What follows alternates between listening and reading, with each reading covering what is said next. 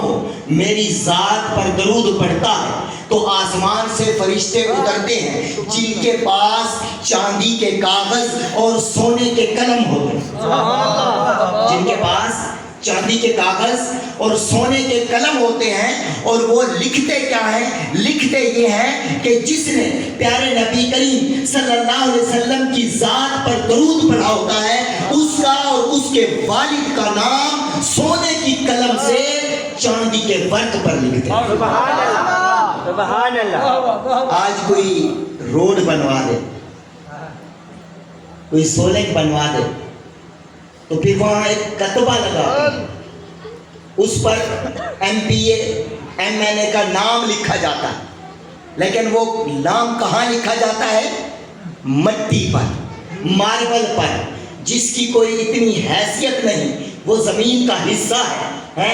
پھر حروف تہجی لکھے جاتے ہیں، ہم سب کے نام حروف تہجی پر ہی ہیں، لیکن وہ بے وضو لکھے جاتے ہیں، وہ بے وضو لکھے جاتے ہیں، وہ لوگوں کو دکھانے کے لیے کہ ہم نے یہ کام کر دیا، ہم نے وہ کام کر دیا، تو ان کا نام آویزہ ہوتا ہے کہ آنے جانے والے کو پتا چلے کہ جناب ماں بدولت نے سڑک بنوا دی، سولنگ بنوا دی، اور جناب نالی بنوا دی، یہ کام کروا دیا، وہ کام کروا دیا، لیکن قربان جائیں درود پڑھنے والے پر، قربان جائیں درود پڑھنے والے پر۔ اس کا نام کسی کتبے پہ نہیں لکھا جاتا، کسی ماربل کی پلیٹ پر نہیں لکھا جاتا، کسی لوہے کی پلیٹ پر نہیں لکھا جاتا، کسی گلی کے سرے پر نہیں لکھا جاتا کہ جہاں پر چھینٹے گندے بھی پڑ سکتے ہیں، نہیں نہیں، بلکہ اس درود پڑھنے والے کا نام کہاں لکھا جاتا ہے؟ چاندی کے کاغذ پر اور سونے کے قلم سے، اور لکھنے والا کوئی عام مزدور نہیں، کوئی عام پینٹر نہیں، بلکہ فرشتے، نورانی فرشتے اپنے ہاتھ سے اس بندے کا نام لکھتے ہیں جو شب جمعہ کو آقا کریم کی ذات پر درود پڑھتا ہے۔ نعرہ تکبیر، نعرہ رسالت، نعرہ حیدری۔ تو اسی لیے شاعر کہتا ہے درود ان پہ بھیجو، سلام ان پہ بھیجو، درود ان پہ بھیجو، سلام ان پہ بھیجو، خدا کی قسم یہ خدا چاہتا ہے، خدا کی قسم یہ خدا چاہتا ہے۔ اور آگے کہتا ہے شاعر کہ درود پڑھو گے تو ثواب ملے گا، درود پڑھو گے تو ثواب ملے گا، سلام پڑھو گے تو جواب ملے گا۔ میں نے کہا درود پڑھو گے تو اجرت ملے گی، درود پڑھو گے تو اجرت ملے گی، سلام پڑھو گے تو قربت، سلام پڑھو گے تو مصطفیٰ کی قربت ملے گی، اور حقیقت میں ملتی بھی ہے، جس نے درود پڑھا اس کو قربت ملتی ہے۔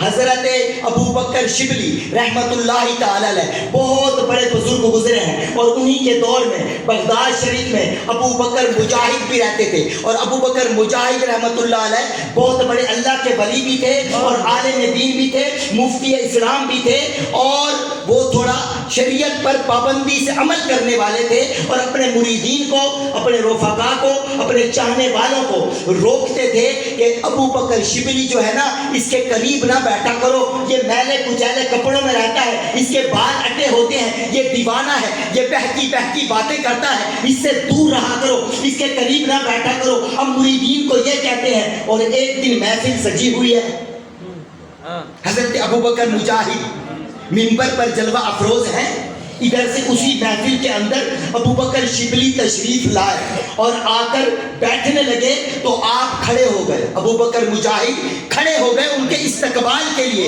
اور بلایا، قریب کیا، سینے سے لگایا، ماتھے پر بوسہ دیا، اپنے ساتھ مسند پر بٹھایا۔ اب مرید کہتے ہیں کہ عجیب بات ہے हमें तो रोकते हैं कि इनके करीब ना जाओ, और खुद जब आते हैं तो सीने से भी लगाते हैं, माथा भी चूमते हैं, कुर्बत भी देते हैं, करीब भी बिठाते हैं। अब अबू बकर शिबली रहमतुल्लाह अलैह कुछ देर बैठे, फिर चले गए। जब चले गए लोगों ने इतराज किया, किबला आप तो मना करते हैं कि अबू बकर शिबली से दूर रहा करो, लेकिन जब आए तो उसके मनाफी किया, करीब भी बिठाया, माथा भी चूमा, सीने से भी लगाया। हमें रोकते हैं और खुद कुर्बत देते हैं। आप फरमाते हैं कि मैंने अपनी तरफ से नहीं किया, रात जो पिछली गुजरी है ना, जब मैं सोया मेरी ज़ाहिरी आंखें बंद हुई, दिल की खिड़कियां खुल गई। मैं क्या देखता हूँ कि मुस्तफ़ा करीम सल्लल्लाहु अलैहि वसल्लम की कचहरी में हाजिर हूँ।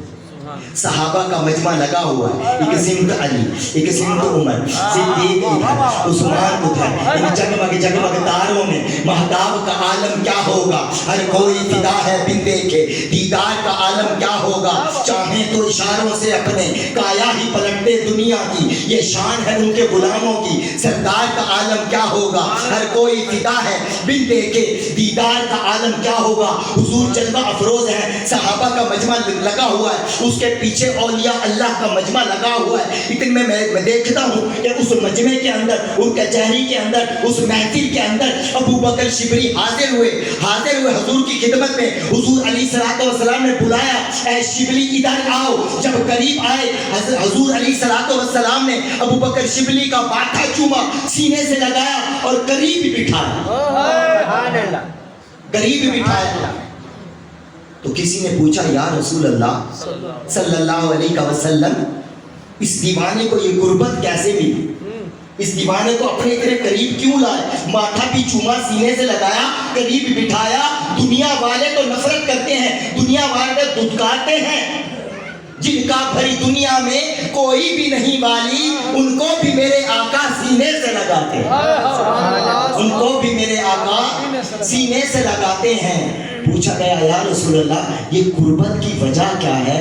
आका अलैहिस्सलातु वस्सलाम के लुबह मुबारक को जुम्बिश हुई और फूल तरतीब पाए। प्यारे नबी करीम रऊफ़ुर रहीम सल्लल्लाहु अलैहि वसल्लम ने इरशाद फरमाया, ये अबू बकर शिबली है ना जो, ये मेरा दीवाना है, ये सच्चा आशिक है, और इसका एक विद है, इसकी ये एक आदत है, और इसकी ये आदत मुझे बड़ी प्यारी लगी। ये क्या करता है, जब नमाज पढ़ता है ना, 5 टाइम की नमाज पढ़ता है, और जब फर्जों का सलाम फेरता है तो फिर मुझ पर यूं दरूद पढ़ता है, सल्लल्लाहु अलैका या मोहम्मद नूरुम मिन नूरिल्लाह, सल्लल्लाहु अलैका या मोहम्मद नूरुम मिन नूरिल्लाह, सल्लल्लाहु अलैका या मोहम्मद नूरुम मिन नूरिल्लाह। उसके बाद जो मेरी शान में अल्लाह ने आयत नाज़िल की, लक़द जाअकुम रसूलुम मिन अनफुसिकुम अज़ीज़ुन अलैहि मा अनित्तुम हरीसुन अलैकुम बिल मुमिनीना रऊफ़ुर रहीम। ये आयत पढ़ने के बाद फिर मुझ पर दरूद पढ़ता है, सल्लल्लाहु अलैका या मोहम्मद नूरुम मिन नूरिल्लाह,